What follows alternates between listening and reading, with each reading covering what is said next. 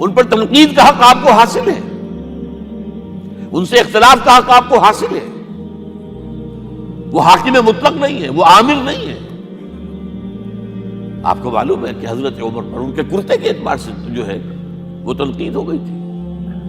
تنقید کرنے والا کون تھا؟ سلمان فارسی رضی اللہ تعالی عنہ، جن کے بارے میں حضور نے فرمایا سلمانو منا اہل البیت، یہ تو ہمارے اہل بیت میں سے ہے، اتنا قریب. حضور حضرت عمر خطبہ دے رہے ہیں اور وہ کہتے ہیں کھڑے ہو کر لا سمع ولا طاعہ، نہ سنیں گے نہ اطاعت کریں گے. کلمہ بغاوت ہے. تو کوئی ناگواری کا احساس نہیں. مجمع عام میں بات ہو رہی ہے. کیوں کیا بات ہے؟ یہ جو کرتا آپ نے پہنا ہے یہ ان یمنی چادروں سے بنا ہے جو مال غنیمت میں آئی تھی، اور جتنی کا ٹکڑا جو ہے ہر مسلمان کو ملا اس سے کرتا نہیں بنتا. اور آپ ہیں بھی طویل القامت، آپ کا کرتا کیسے بن گیا؟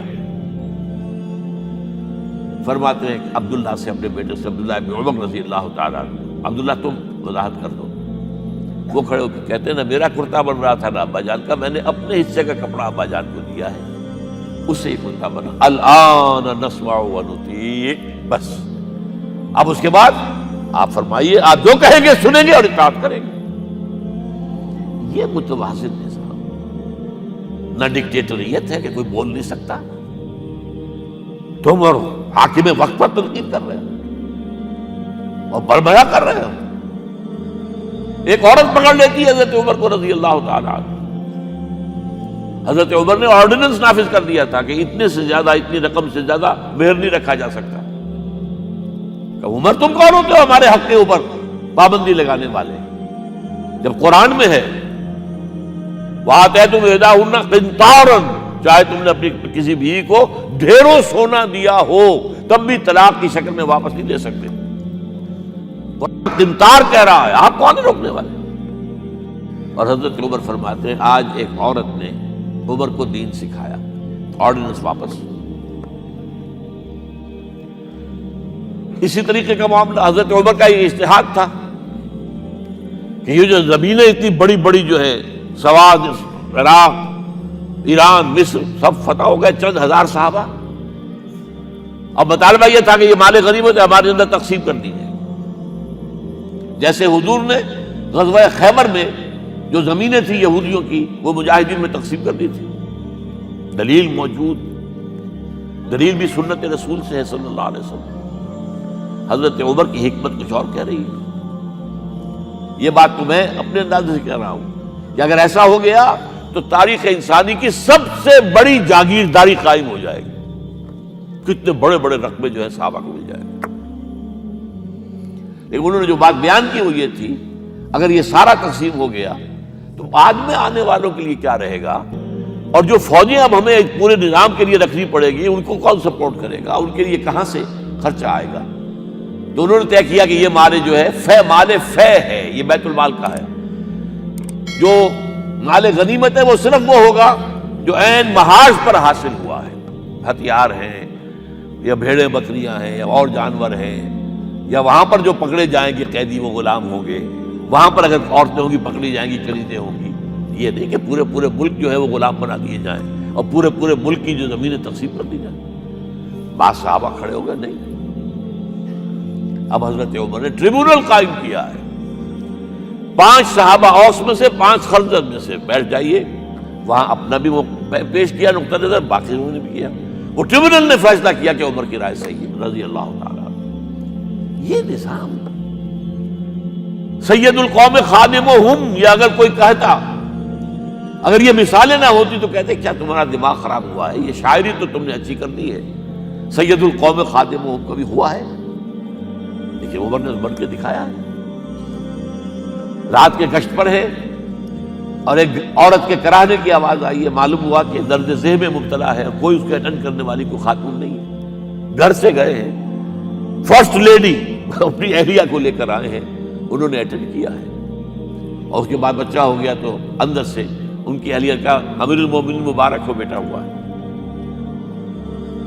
ایک اور دفعہ اسی طریقے سے گشت پر تھے، ایک گھر میں سے بچوں کے رونے کی آواز آئی. معلوم کیا کہ ایک خاتون ہے اور بچے ہیں، کھانے کو کچھ ہے نہیں. اس خاتون نے کہا میں نے یہ آگ کے اوپر جو ہے ہانڈی رکھی، اس میں پانی ہے، اور بچوں کو میں بہلا رہی ہوں کہ کچھ پک رہا ہے، ٹھہرو ذرا صبر کر لو، اسی طرح سو جائیں گے بھوکے۔ کانپ گئے حضرت گئے بیت المال سے اور بوری گندم کی لے کر اپنے کندھے پر، اپنے غلام سے کہا میرے کندھے پر رکھا، اس نے کہا میں لے چلتا ہوں حضور۔ نہیں، قیامت کے دن تم میرا بوجھ نہیں اٹھا سکو گے۔ اور وہ اپنے کندھے پر لاد کر لائے ہیں اور وہاں کھانا تیار کروایا، بچوں کو کھلایا۔ یہ نظام، یہ ہے رحمت للعالمین کا مظہر۔ یہ جان لیجئے سیرت محمدی صلی اللہ علیہ وسلم کے جب آپ مطالعہ کرتے ہیں کہ وہ سارا انقلابی جدوجہد کا دور ہے، اس میں ابھی نظام کی جو خوبیاں ہیں وہ پورے طور پر سامنے نہیں آئی تھی۔ ابو بکر صدیق رضی اللہ تعالیٰ عنہ کا دور خلافت جو ہے وہ بھی کاؤنٹر ریولوشنری موومنٹس کو ختم کرنے میں صرف ہو گیا ہے، جسے انگریزی میں کہتے ہیں للی ان بلوم، نظام اسلام۔ اسلام کا نظام عدل اجتماعی جو ہے ایک کھلے ہوئے پھول کی طرح نظر آئے گا حضرت عمر رضی اللہ تعالیٰ عنہ کے دور خلافت میں۔ مساوات کا اندازہ آپ کر سکتے؟ کوئی خلیفہ وقت سفر کر رہا ہے بیت المقدس کا، کتنے کئی سو میل، میرے کم سے کم 500 میل تو ہوگا مدینے سے بیت المقدس۔ ایک اونٹنی ہے، ایک خادم ساتھ ہے، اسی اونٹنی کے اوپر راشن بھی ہے راستے کا، لہذا ایک وقت میں ایک آدمی سوار ہو سکتا ہے، دو نہیں۔ ایک منزل خلیفہ اوپر بیٹھے ہیں اور خادم آگے چل رہا ہے نکیل پکڑ کر، ایک اگلی منزل میں خادم اوپر بیٹھا ہے اور خلیفہ آگے جو ہے نکیل پکڑ کر چل رہا ہے۔ جب آخری منزل آئی تو وہ خادم کی باری تھی اوپر بیٹھنے کی، اس نے ہاتھ جوڑ دیے کہ خدا کے لیے لوگ کیا کہیں گے، مجھے کہیں گے تمہاری یہ جرت۔ فرمایا نہیں، الدور دورک، نہیں، یہ تو حساب کا معاملہ ہے، میتھمیٹکس کا معاملہ ہے، یہ تمہاری باری ہے، بیٹھو۔ یہ بلندیاں، یہ عظمتیں، یہ عدل، یہ انصاف، اور پھر یہ کہ بوریا نشین، کوئی محل نہیں۔ ایک آیا ایرانی مدینے میں چکر لگایا، کوئی انہیں محل نظر نہیں آیا، اسے پوچھا ہے اینا ملککم، تمہارا بادشاہ کہاں ہے؟ جواب دیا گیا لیس لنا ملک بل لنا امیر، ہمارا کوئی ملک نہیں ہے، بادشاہ نہیں ہے، ہمارا امیر ہے۔ کہاں ہے تمہارا امیر بھائی؟ وہ بیت المال کے کچھ اونٹ گم ہو گئے تھے، سب تلاش کر چکے، نہیں ملا، ہمارا خلیفہ خود گیا ہے۔ کسی کو ساتھ لے کر گیا ہوگا آئیڈینٹیفیکیشن کے لیے، تو دیکھا دوپہر ہو گئی تھی، دھوپ تیز ہو گئی تھی، حضرت عمر اپنے درے کو اپنے گردن کے نیچے رکھ کر ایک درخت کی چھاؤں میں آرام کر رہے ہیں۔ نہ کوئی باڈی گارڈ ہے، نہ کوئی محافظ ہے۔ انہیں وہی کھڑے ہو کر کہا ہے عمر، تم انصاف کرتے ہو تو تمہیں کوئی ڈر نہیں ہے، اور ہمارے بادشاہ خون پیتے ہیں لوگوں کا، وہ کانپتے رہتے ہیں، انہیں اونچی اونچی فصیلیں چاہیے، بڑے بڑے فوجی چاہیے، انہیں تو بہت اسکواڈز چاہیے کہ جو ان کی حفاظت کریں۔